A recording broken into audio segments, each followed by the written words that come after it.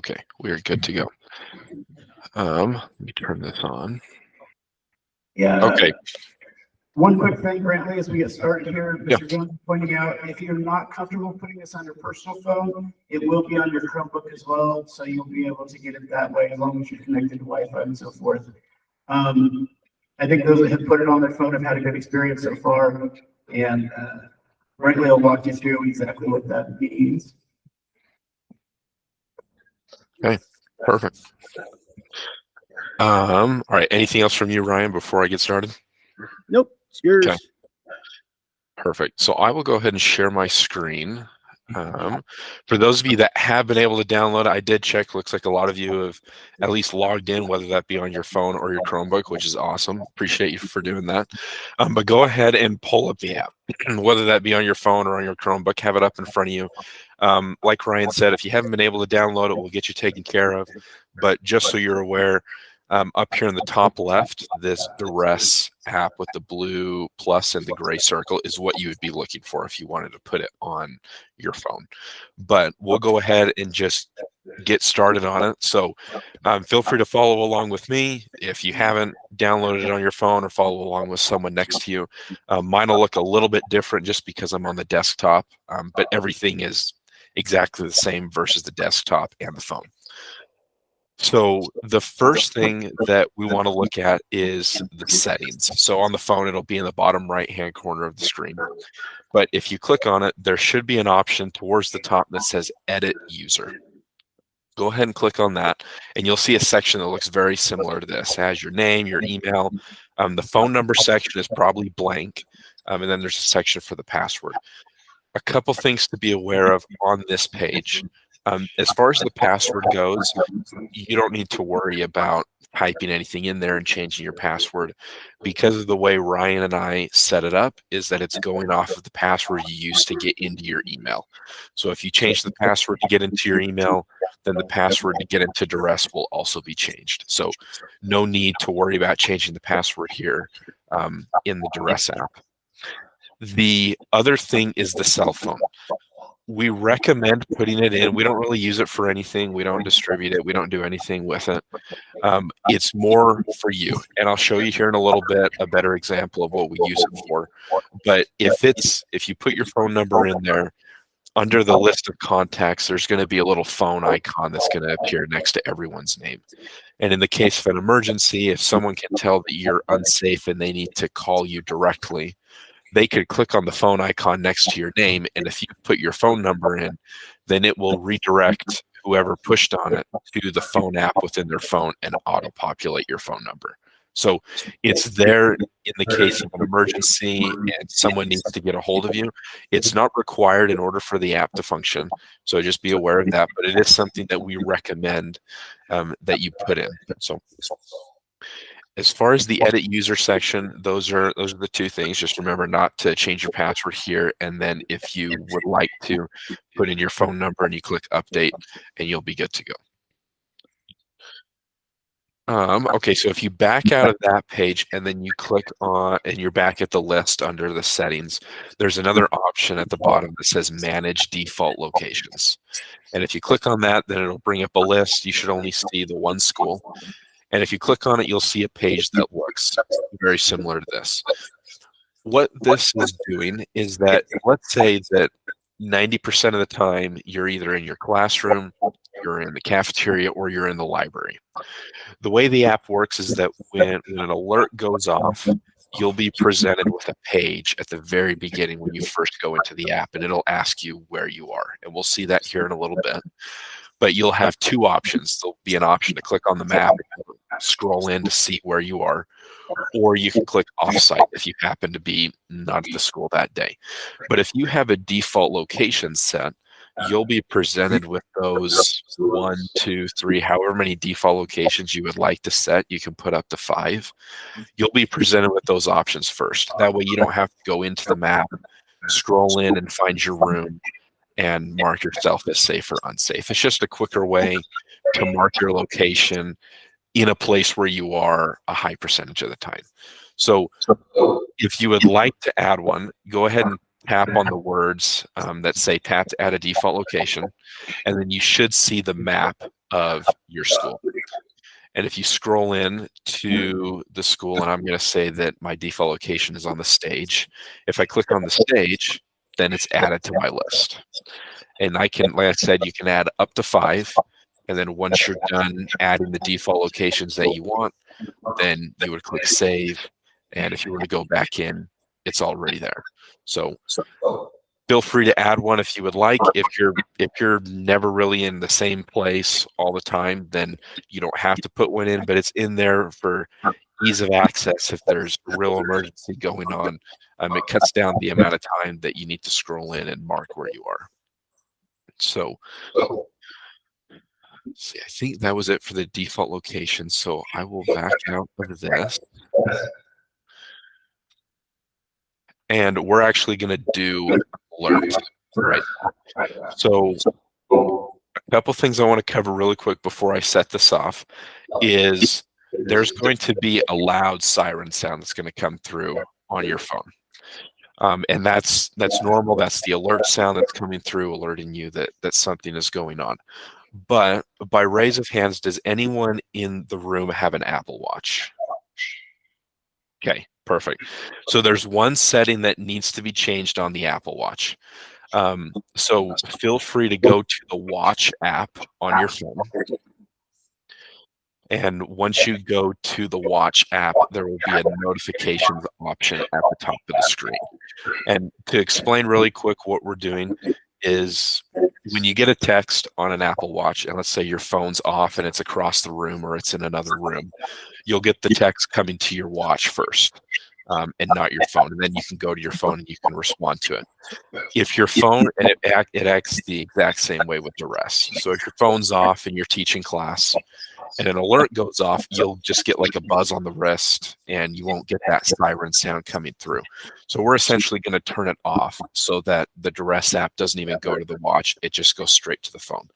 So once you go to the Watch app and you click on notifications, you'll have to scroll about halfway down the page and there's a section that's called Mere Alerts from iPhone. And then it'll start listing all of the apps that are currently on your phone. And you'll want to find DIR S and turn it off. And it's that simple. It's really easy. For just future reference, a lot of the reason why iPhone users specifically don't get notifications is the Apple Watch app. It comes up a lot when I'm working with people. So just be aware of that. If you happen to not get notifications in the future, that would be the first thing that I would check, would be make sure that that's turned off within the Apple Watch app. So just to review it one more time, you go to the Watch app, you click on notifications at the top, and then you scroll down about halfway down the page where there's the section called Mere Alerts from my phone shows up, and you find DIR S and you turn it off, and it's that simple. Okay, so like I said, there'll be a siren sound that comes through on your phone. Once it comes through, feel free to silence it by hitting the volume button on the side of your phone. I know there's a lot of you in the room, so it's probably going to be really loud because it's going to be going off on a lot of different devices. But feel free to silence it when it comes through. And then you'll be presented with that page that I was talking about of asking where you are. And if you can click on the map, you can click on offsite, or you can click on one of your default locations if you have that set. So we will go from there, and then I will go ahead and start this. We'll do an evacuation.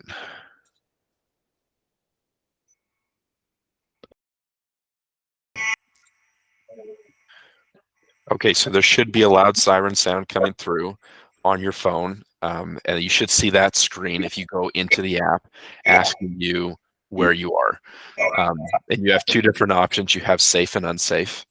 And so mark your location. If you are on an Android and you happen to get a view of the map that's the entire world and not the map that you're seeing on my screen or what you're seeing next to other people, if you just click on one of the tabs at the bottom, so if you're on the map and you click on chat and then go back to map, it should zoom right into where the school is. Either that or you just zoom in. If you see the world map, you zoom into where the school is. But if you're having issues, like Ryan said, we'll troubleshoot it after.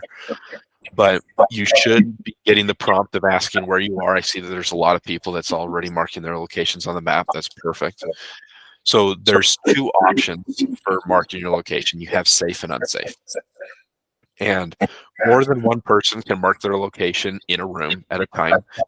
It will always go off of the latest information.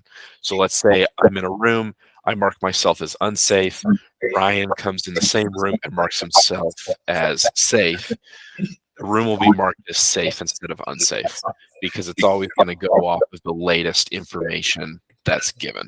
So just something to be aware of there. If you happen to be in the same room as someone else and you're marking your location, whoever marks their location the soonest, that's how the room will reflect in color, whether it be green or red. So I'm going to set my location in the kitchen. So like I said, there's two colors that you can choose from. Green is safe, red is unsafe. There's another option that you do have available when you go to mark your location, and that would be this checkbox that says needs medical attention. So whether you're safe or whether you're unsafe, you can check that, and the room will be outlined in a blue border. So just something to be aware of there. Whatever the situation is that's going on, you can always mark that you need medical attention. And then up in the top right corner, you can see your status. So a lot of you have marked yourself as safe, and you'll see in the top right corner that you're marked as safe.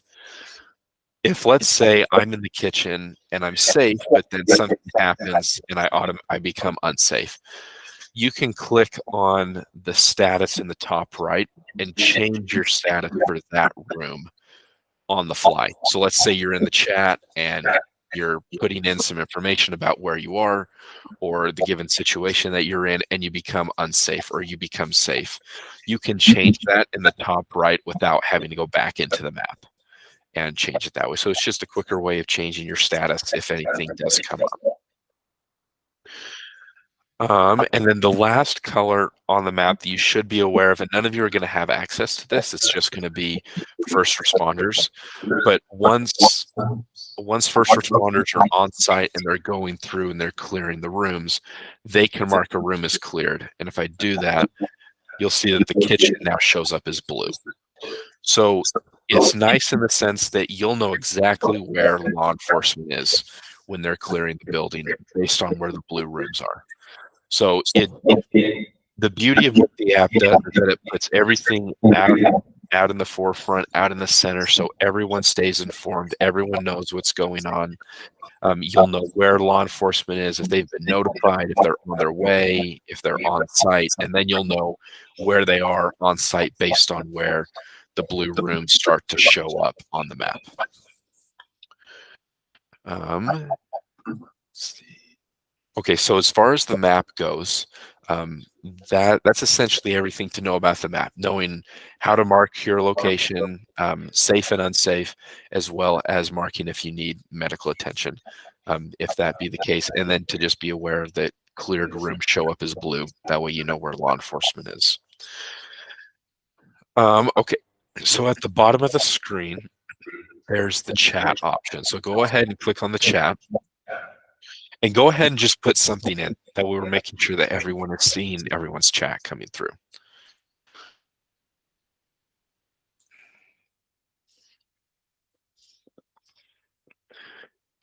Okay, perfect. So there's a couple different things to be aware of with the chat. Obviously, you can put chats in like we are right now, just making sure that everyone is seeing everything coming through.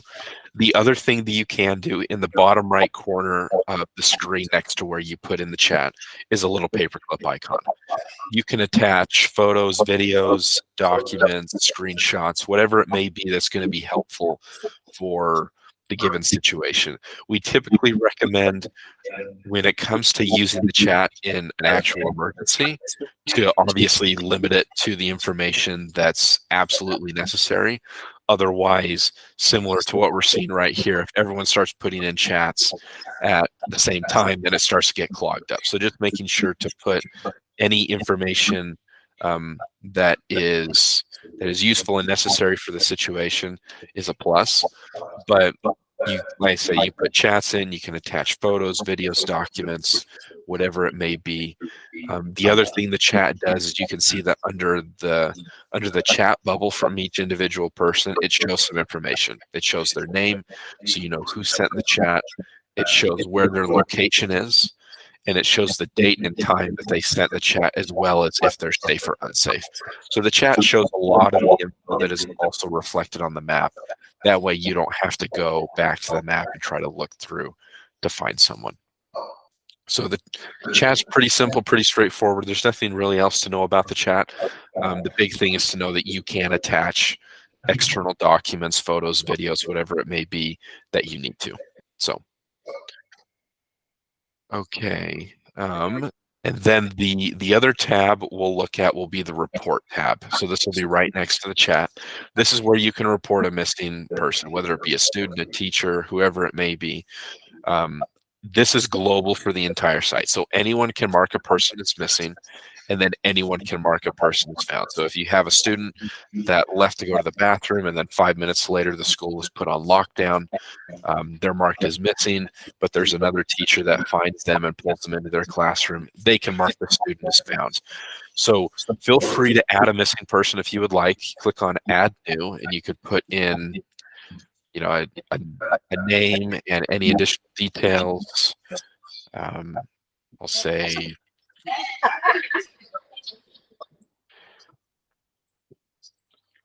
so once you have the info in that you would like, then you click submit, and then you'll see that there's a whole list of people that are being inputted into the missing person category. Once someone is found, then you just click on their name, and you can put any additional details of where they are or where they were found, and you click submit, and it moves them into the found category. So pretty simple, pretty straightforward as far as adding a missing person. The other thing that the missing report feature does is it will add the information into the chat. So if you're in the chat and it's something that can be configured to turn off, that's something that we can talk about at a later time, Darren and Ryan, if that's something you're interested in. But it is, you can see that it shows up, so-and-so is marked found, so-and-so is marked missing. That way you don't have to always monitor the report feature. That's also shown up in the chat as well.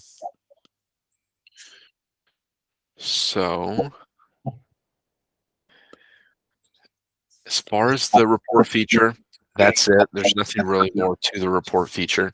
The last thing we'll look at before I jump to the last part, if you go back to the chat at the bottom of the screen, you'll probably have to click on the back arrow in the top left, but you can see on my screen that there's a list of contacts. And if you click on that back arrow in the top left corner of the screen under the chat, you should be able to see the list of contacts as well. And you'll see that there's a bunch of green phones next to everyone's name. That phone icon is what I was referring to at the beginning, where you put in the cell phone number, and if you were to click on the phone icon next to the person's name, then it would redirect you to the phone app within your phone, and it would auto-populate the person's phone number. So just something to be aware of there. I know I brought that up at the beginning, but that's where it comes into fruition with the phone number. Okay, so the last thing that we'll look at will be the alert option. So it'll be in the bottom left corner of your screen if you're on the phone. And this is pretty simple. It shows the guidance, which would essentially be the protocol that you would need to follow in the case of this, which would be an evacuation. The only other thing to be aware of here is there's a police status option. And this is something that police can change or first responders can change. So if I were to say that police are notified, all of you should be getting a notification on your phone saying police are notified. If I were to change it to say en route, then you would get a notification. And if they were to say that they were on site, you'd get a notification saying they're on site, and then you would know where they are in the school based on where the blue rooms are. So pretty simple, pretty straightforward. Like I said, it shows all of the information, assuming it's being updated in real time. It keeps everyone in the loop. It gives everyone the information they need, to be able to convey the information to your students, whoever it may be, of where things are during an evacuation, a lockdown, whatever the alert may be that's going on at the time. But as far as things that I wanted to show you, that's really it. So there's, just to kind of recap what we went over, you have the edit user section where you can add your phone number in if you would like. Remember not to change your password there. If you're going to change it to get into your email because it syncs across. And then adding a default location if you would like. And then once the alert goes off, making sure you know how to mark your location, use the chat, and the report feature. And then to know that the alert tab is where you can get your guidance, you can get your protocol of what you need to follow. So as far as what I wanted to cover, that's it. So I'm going to, let's see here. So as far as, Ryan, I just want to make sure I understand what you're saying. So you're asking if under the report feature, if there's going to be a list of students that are showing up for them to select from. Is that accurate? Yes, and I believe the answer is no, correctly. There's nothing that imports from like our student information system. Not at the moment. They would have to manually enter those students. Is that correct? The ones that are missing, yes. Now that I have heard from our development team that they are looking into options to have that information synced so that you do have that, so you don't have to enter it in. But as of right now, you'd have to enter it in manually. So I'm going to go ahead and stop the recording.